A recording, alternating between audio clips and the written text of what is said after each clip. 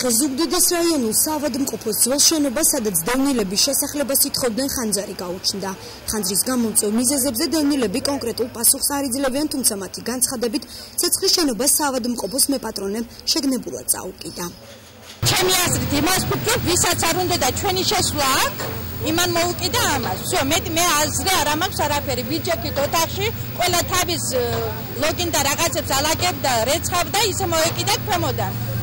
მე არაფერი არ ვიცი მეტი. არ მქონდა თავშესაფარი და იმიტომ სპეციალურად გაგვიკეთეს. სპეციალურად წაუკიდეს ცეცხლი, რომ გამოვსულიყო.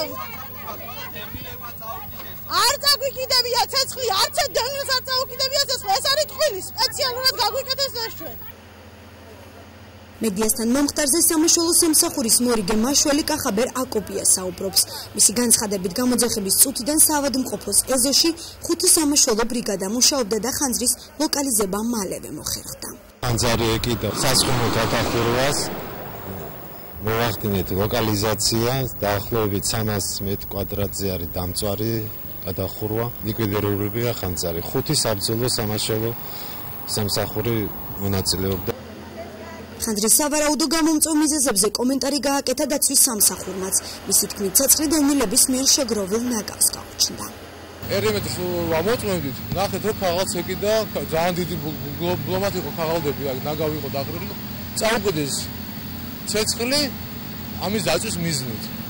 ნაგავის დაწვის მიზნით. მე საიდან გაჩნდა და ცოტა ხანში რომ მოვიდით, სახურავსაც ეკიდა ცეცხლი.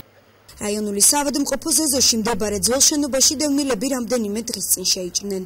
საცხოვრებელ ფართს სულ 22 ოჯახი ითხოვდა. დევნილების მიერ შეჭრის ფაქტები საავადმყოფოს შენობის გარდა კვირის დასაწყისშიც დაფიქსირდა. დაახლოებით 15 დევნილი ყოფილი კოლეჯის შენობაში შეიჭრა და საცხოვრებელი ფართი დაიკავა. დილას მოვიდნენ 9 საათი იქნებოდა 1-15 ადამიანი. ხო და დაკავება გვინდა შენობის მითხეს. მე აქ ცხოვრობ უკვე მე-4 წელია. და უთხარი მე არ შეიძლება დაგეტილია აქ შენობა მეთქი არავინ არ ცხოვრობს ჩვენს მეთქი ჩვენ გამომყარესო და არ შეგვიძლიაო რომ არა გვაქვს სახკარია და უნდა შევიდეთ და დავიკავოთ უნდაო შემოწვიდნენ უკან კარი გააღეს და მეტი არაფერი არ ვიცი.